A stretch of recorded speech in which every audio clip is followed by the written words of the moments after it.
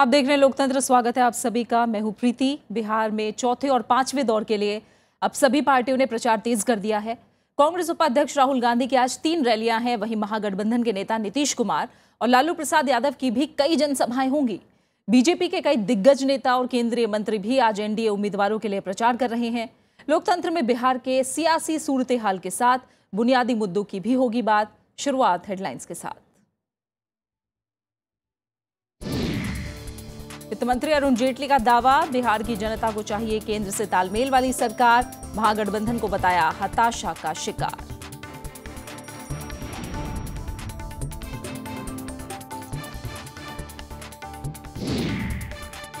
बिहार के मुख्यमंत्री नीतीश कुमार का महागठबंधन में मतभेद से इनकार। केंद्र सरकार पर नाकाम रहने का लगाया आरोप।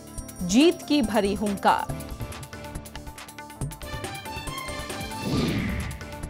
बीजेपी सांसद शत्रुघ्न सिन्हा ने पार्टी पर फिर आरोप लगाया। कहा, मर्जी से प्रचार से नहीं हूं दूर। स्थानीय नेताओं को ठहराया जिम्मेदार। कांग्रेस उपाध्यक्ष राहुल गांधी की 3 रैलियां, प्रचार के रण में केंद्रीय मंत्रियों की जनसभाएं। नीतीश लालू भी भरेंगे हुंकार।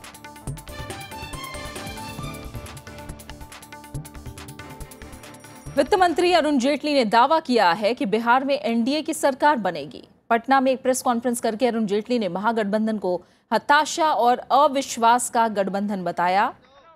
उन्होंने ये भी कहा कि आरजेडी के साथ आने से जेडीयू ने विकास का एजेंडा और युवाओं का साथ खो दिया है।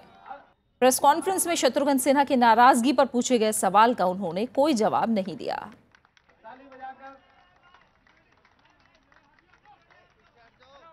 वहीं बिहार के मुख्यमंत्री नीतीश कुमार ने दावा किया है कि बिहार में महागठबंधन की सरकार बनेगी। उन्होंने लालू प्रसाद यादव से किसी भी तरह की दरार की बात से इनकार किया है। इसके अलावा उन्होंने केंद्र सरकार पर महंगाई को नियंत्रण में नहीं करने का आरोप भी लगाया है।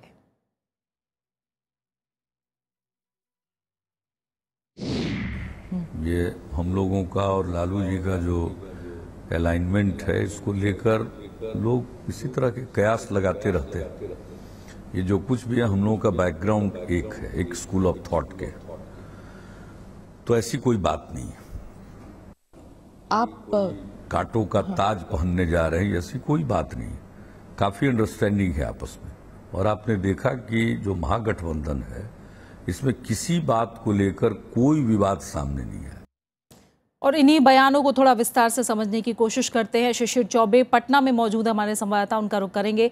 शिशिर, अरुण जेटली की प्रेस कॉन्फ्रेंस, उसमें तमाम आरोप, महागठबंधन पर फिर से सवाल, आरक्षण को लेकर कांग्रेस और लालू और नीतीश के साथ को लेकर आरोप, इन सबको आप क्या मानते हैं? माने कि आखिरी दौर तक आरोप प्रत्यारोप का दौर खत्म नहीं होने वाला है? निश्चित तौर पे देखिए, जो अरुण जेटली प्रेस कॉन्फ्रेंस कर रहे थे तो उन्होंने साफ तौर पे महागठबंधन पे निशाना साधते हुए जैसे कहा कि नीतीश कुमार को काफी अवसरवादी बताया और साफ साफ ये भी कहा कि नीतीश एक ऐसे ड्राइवर हैं जो कि अपनी गाड़ी नहीं, दूसरों की गाड़ी पे, दूसरों की सीट पे बैठ के ड्राइव करते रहे हैं और अब उनको पता चल जाएगा। साथ में फिर वही बात आई, कर्पूरी और लोहिया के शिष्य होने की जो बात हो रही थी और कांग्रेस के विरोध की जो बात थी, उस पर भी उन्होंने अरुण जेटली ने साफ तौर पर कहा कि जो महागठबंधन के लोग हैं वो कहीं न कहीं बिना मेल जोल की बात करते हैं, किसी का सामंजस्य नहीं बैठता है।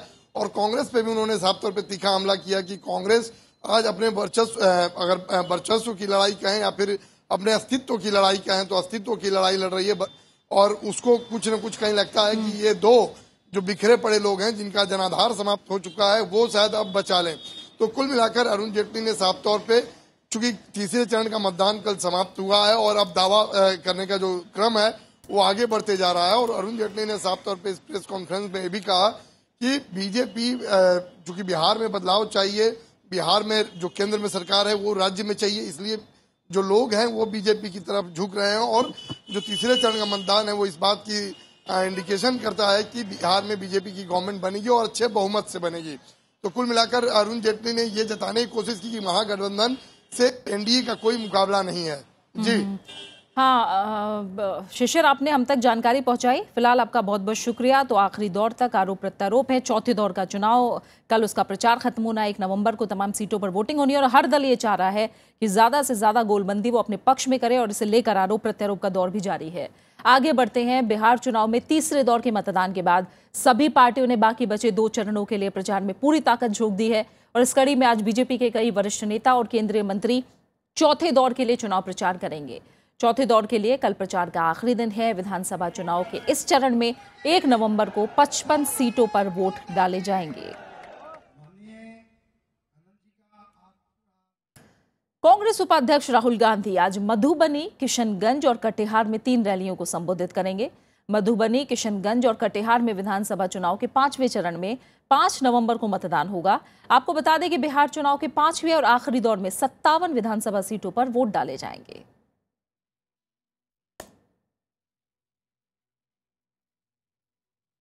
हमारे संगठन को पूरा समर्थन दीजिए, जिताइए। महागठबंधन ने भी चौथे और 5वें दौर के लिए प्रचार तेज कर दिया है। मुख्यमंत्री नीतीश कुमार और आरजेडी अध्यक्ष लालू प्रसाद यादव आज महागठबंधन उम्मीदवारों के लिए कई जनसभाओं को संबोधित करेंगे।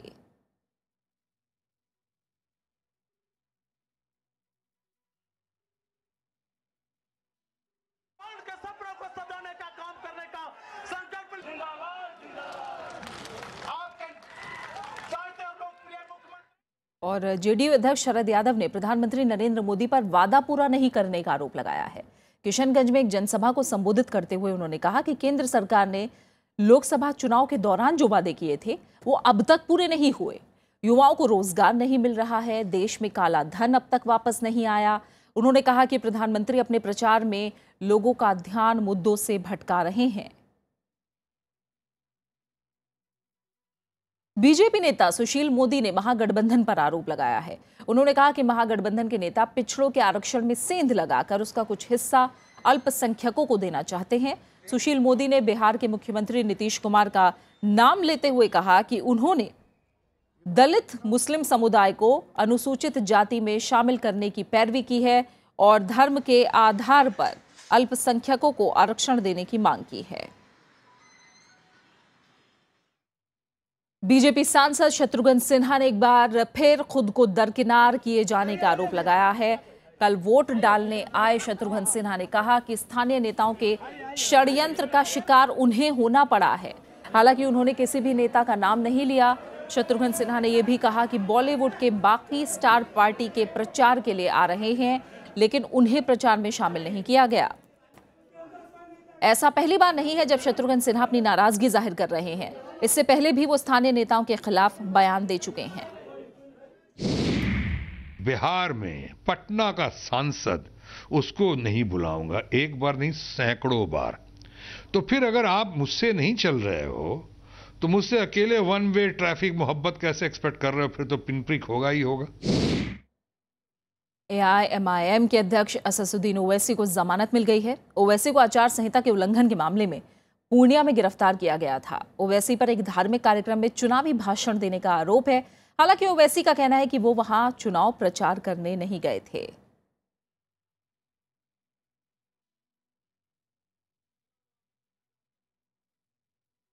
और फिलहाल एक छोटे से ब्रेक के लिए रुक रहे हैं और ब्रेक के बाद आपको दिखाएंगे पूर्व राष्ट्रपति डॉक्टर राजेंद्र प्रसाद का गांव और वहां के मुद्दे।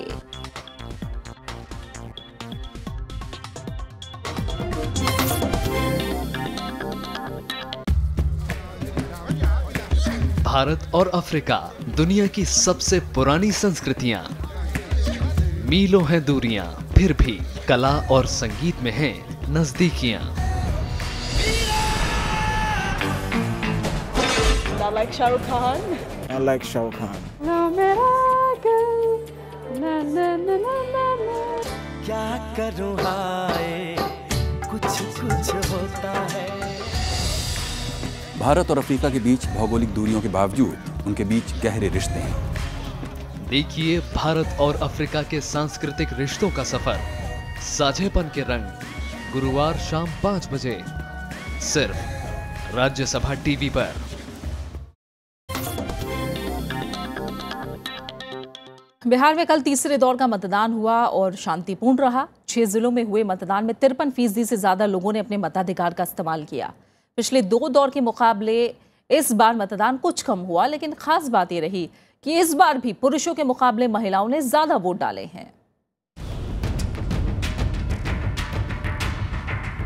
पटना, सारण और नालंदा की ये तस्वीरें पोलिंग बूथों में लगी मतदाताओं की कतारों की हैं।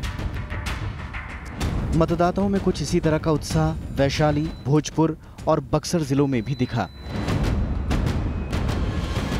लोग सुबह से ही घरों से निकले और अपनी पसंद के नेता की किस्मत ईवीएम में कैद कर दी। बिहार के सियासी रण में यूं तो नेताओं ने कई मुद्दों को हवा दी, लेकिन जनता अपना भला बुरा खूब समझती है। हाँ, हमको दाम कम चाहिए, बहुत महंगाई हो रहा है तो घर चलाने में दिक्कत हो रहा है, इसीलिए दाम कम होना चाहिए। नौजवानों को कुछ ये होना चाहिए कि नौकरी मिले, जो ऐसे भटक रहे हैं, तो ये मुद्दा रहना चाहिए खास के। और महंगाई है उसको कम होना चाहिए। विकास के आधार पर वोट दिया है, विकास ही मुद्दा है। उम्मीद करती हूँ कि जो भी सरकार आए अच्छा काम करे और अच्छा प्रदर्शन करे। तो हम लोग अग्रसित राज्य के रूप में देखना चाहते हैं ताकि हम लोगों का जो मान सम्मान है वो बरकरार रहे पूरे देश में। सूबे की 243 सीटों में से 50 सीटों पर हुए इस चुनाव में 6 जिलों में मतदान हुआ। इस दौर में करीब 1 करोड़ 45 लाख मतदाता थे, जिन्हें 808 प्रत्याशियों की किस्मत का फैसला करना था। Average turnout is 53.32%. 53.32. Yeah. And in last assembly election it was 50.08%. And in last Lok Sabha election it was 50.27%. During this phase the percentage for male and female has been like this: the 52.50 for male and 54% for the female voters. सभी 50 निर्वाचन क्षेत्रों में मतदान सुबह 7 बजे शुरू हुआ। 10 निर्वाचन क्षेत्रों में मतदान शाम 4 बजे तक चला, जबकि बाकी 40 क्षेत्रों में वोटिंग शाम 5 बजे तक हुई।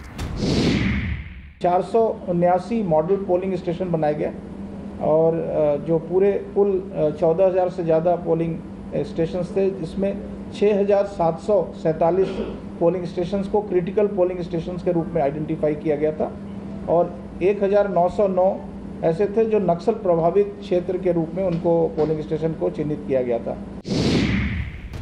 इस चरण में लालू प्रसाद यादव के दोनों बेटों महुआ से तेज प्रताप यादव और राघोपुर से तेजस्वी यादव की किस्मत दांव पर लगी है। इसके अलावा पटना साहिब सीट से बीजेपी नेता नंदकिशोर यादव, जेडीयू के 2 मंत्री, फुलवारी सीट से श्याम रजक और नालंदा सीट से श्रवण कुमार की किस्मत भी इसी चरण में कैद हो गई है। इसके अलावा आरा से बीजेपी के अमरेंद्र प्रताप सिंह और विधानसभा में बीजेपी के मुख्य सचेतक अरुण कुमार सिन्हा कुम्हरार सीट से भाग्य आजमा रहे हैं। Bureau report, Rajya Sabha TV. तीसरे चरण के चुनाव में भी पिछली बार हुए चुनाव से ज्यादा वोटिंग हुई है। जिलावार अगर बात करें तो सारण जिले में इस बार 52.50% वोट डाले गए। 2010 के चुनाव में यहाँ 49% मतदान हुआ था, जबकि 2014 के लोकसभा चुनाव में यहाँ 52% वोट डाले गए। इसी तरह वैशाली जिले में इस बार 54.82% वोटिंग हुई है। 2010 में यहाँ 53.81% वोट डाले गए, जबकि 2014 के लोकसभा चुनाव में 47.01% वोटिंग हुई। इसी तरह नालंदा में इस बार 54.11% वोटिंग हुई, जो 2010 के विधानसभा चुनाव में 48.51% मतदान से काफी ज्यादा है। लोकसभा चुनाव के दौरान यहां 47.05% वोटिंग हुई। पटना जिले में इस बार 51.82% चुनाव हुआ है। पिछले विधानसभा चुनाव में यहां 48.47% वोट पड़े, जबकि 2014 के आम चुनाव में 50.53% वोटिंग हुई। भोजपुर में 53.30% वोटिंग हुई। पिछली बार यहां 50.46% वोट पड़े थे, जबकि लोकसभा चुनाव में यहां 48.25% ही वोट पड़े थे।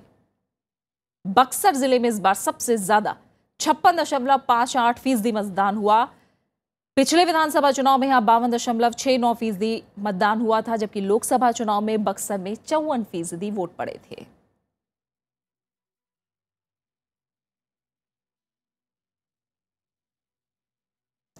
मुजफ्फरपुर से हमारे साथ इस समय कृति मिश्रा जुड़ रही हैं, उनका हम रुख करेंगे। कृति, अब चौथे दौर का मतदान होना है, सभी दलों की नजरें इस पर टिकी हैं। मुजफ्फरपुर एक ऐसा जिला है जो सभी पार्टियों के लिए, दोनों ही गठबंधन के लिए काफी मायने रखता है। क्या कह रहे हैं समीकरण, किस तरह की तैयारियां? जी हाँ, देखिए लगातार अगर हम बात करें तो दोनों ही पार्टी दोनों ही जितने अलायंसेस हैं वो पूरी ताकत झोंकने की कोशिश कर रहे हैं कि कैसे मुजफ्फरपुर के जो वोटर हैं उनको लुभा सकें। तो लगातार प्रधानमंत्री की और सबकी रैली भी हमने देखी। प्रधानमंत्री पहले भी एक रैली कर चुके हैं, कल और रैली करने वाले हैं।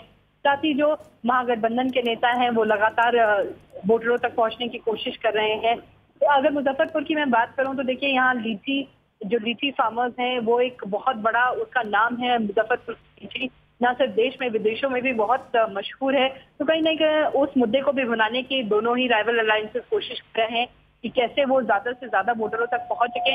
और अब जो 3 चरण हो चुके हैं, अब 4थे और 5वें चरण पर सबकी पूरी तरह से शक्ति केंद्रित हो चुकी है। हाँ, जी प्रीति, हमने देखा था किस तरह से प्रधानमंत्री ने भी यहीं से चुनाव प्रचार का आगाज किया था एक तरह से, और अब जो बीजेपी के अध्यक्ष अमित शाह भी वो इसके आसपास और मुजफ्फरपुर में डेरा डाले हुए हैं। अहमियत समझ सकते हैं इस जिले की भी। बहुत बहुत शुक्रिया कृति, आप हमारे साथ जुड़िए और इस तमाम जानकारी के लिए आपका बहुत बहुत शुक्रिया। फिलहाल आगे बढ़ते हैं। गोपालगंज जिले में विधानसभा की 6 सीटों के लिए 1 नवंबर को वोट डाले जाएंगे, लेकिन कहीं बिजली, कहीं सड़क तो कहीं स्कूल बनाने की मांग के साथ गंडक नदी के कटाव से विस्थापित लोगों की मांग भी उठने लगी है। इनके अलावा भी यहाँ की जनता की नेताओं से कई शिकायतें हैं।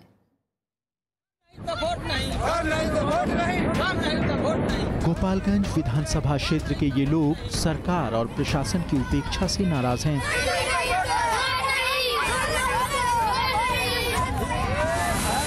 इनमें गंडक नदी के कटाव से विस्थापित हुए लोग भी हैं, जो बीते 6 सालों से एक अदद आश्रय की गुहार लगा रहे हैं।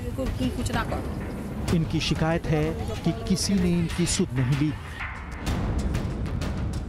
चुनाव नजदीक हैं तो नेता वादे कर रहे हैं, मगर इन्हें अब किसी वादे का यकीन नहीं। 6 साल में ना कोनो प्रशासन आयल, ना कोनो सरकार आयल। नेता लोग आया रहा ठीक है, लेकिन कोई नेता का वोट हम लोग नहीं देंगे। नेता बोल रहा है सब हमको वोट दो, जिताइए, उसके बाद कॉलोनी या जमीन देंगे। कोई नहीं देता है जमीन, तो खाली ये आशा देता लो हमरा वोट दो तब हम करे, तो हमने के वोट दे। गोपालगंज विधानसभा के ही हरिहरपुर नौकाटोला गांव में आजादी के बाद आज तक बिजली नहीं पहुंच सकी। इसके अलावा कुछ गांव ऐसे हैं जहां मतदाता सड़क तो कहीं विद्यालय बनाने की मांग कर रहे हैं। लोगों का आरोप है कि नेताओं को चुनाव के समय ही जनता की याद आती है और चुनाव के बाद कोई वापस नहीं आता। न वहाँ उनके पास बीपीएल कार्ड है, न रहने का घर है, न उनका कोई देखभाल करने वाला है, न सुनने वाला है। गोपालगंज जिले में बैकुंठपुर, बरौली, गोपालगंज, हथुआ, भोरे और कुचायकोट 6 विधानसभा सीटें हैं, जिन पर चौथे दौर में 1 नवंबर को वोट डाले जाएंगे। Bureau report, Rajya Sabha TV. Siwan जिले का जीरादेई गांव देश के पहले राष्ट्रपति डॉक्टर राजेंद्र प्रसाद की जन्मस्थली है, लेकिन आज़ादी के 68 साल बाद भी यह गांव विकास के लिए तरस रहा है। गांव के लोगों का मानना है कि जितना बड़ा नेता जीरादेई ने देश को दिया, उसके मुकाबले सरकार गांव को अभी तक वो सम्मान नहीं दे पाई।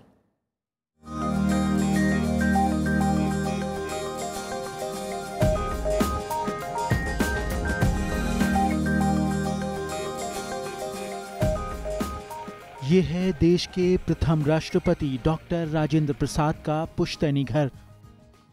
सीवान के जीरादेई गांव के इसी घर में उनका जन्म हुआ। राष्ट्रपति बनने के बाद भी वो इसी घर में रहा करते थे। अब बेहतर रखरखाव के लिए इसे भारतीय पुरातत्व विभाग को सौंप दिया गया है। गांव के लोग भी ये बताते हुए गर्व महसूस करते हैं कि वो जीरादेई के रहने वाले हैं। बहुत गौरव की बात है कि भारत के प्रथम राष्ट्रपति डॉक्टर राजेंद्र प्रसाद का जन्म स्थल पर मेरा भी जन्म हुआ है और मुझे खुशी होती है। महाराज के राजनेताओं को इनके आदर्शों और मूल्यों को आत्मसात नहीं करते, बड़ी दुख की बात है। लेकिन पहले राष्ट्रपति का जन्म स्थान होने के बावजूद ये गांव अब भी विकास से महरूम है। करीब 10,000 आबादी वाले इस गांव में सड़कें खस्ता हाल हैं, तो बिजली, शिक्षा और स्वास्थ्य की हालत बेहद खराब है। लोगों का आरोप है कि केंद्र और राज्य सरकारों ने जीरादेई की उपेक्षा की है। यह राजेंद्र बाबू का इलाका आज भी, क्षमा करेंगे, अपनी मूलभूत सुविधाओं से वंचित है। हालांकि सीवान के सांसद ओम प्रकाश यादव जीरादेई का विकास करने का दावा कर रहे हैं।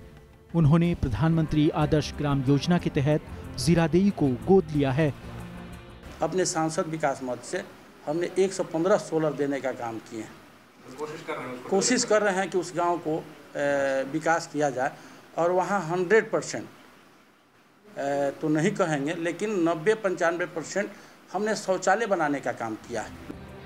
जन प्रतिनिधियों और सरकारों की उपेक्षा के बावजूद गांव के लोग मायूस नहीं और उन्हें नई सरकार से बेहतरी की उम्मीद है। जितनी बड़ी महान विभूति को इस गांव ने पैदा किया, सरकारें इस गांव को उसके बदले में कुछ नहीं दे पाई। लेकिन इस बार इनको उम्मीद है कि जो नई सरकार आएगी वो शायद इनकी मूलभूत आवश्यकताएं को पूरी कर सके और इस गांव के खोए हुए गौरव को वापस दिला सके। गांव जीरादेई, जिला सिवान से कैमरामैन प्रेम के साथ रविंद्र सिंह शोराण, राज्यसभा टीवी। बिहार में कई इलाकों में कुछ ऐसे मसले हैं जो हर चुनाव में मुद्दा बनते हैं, लेकिन उनका हल नहीं हो पाता। मोतिहारी में पानी की किल्लत भी ऐसा ही एक मुद्दा है। ये समस्या बीते कई चुनाव में उठी, लेकिन शहर की आबादी आज भी 2 बूंद पानी को तरस रही है।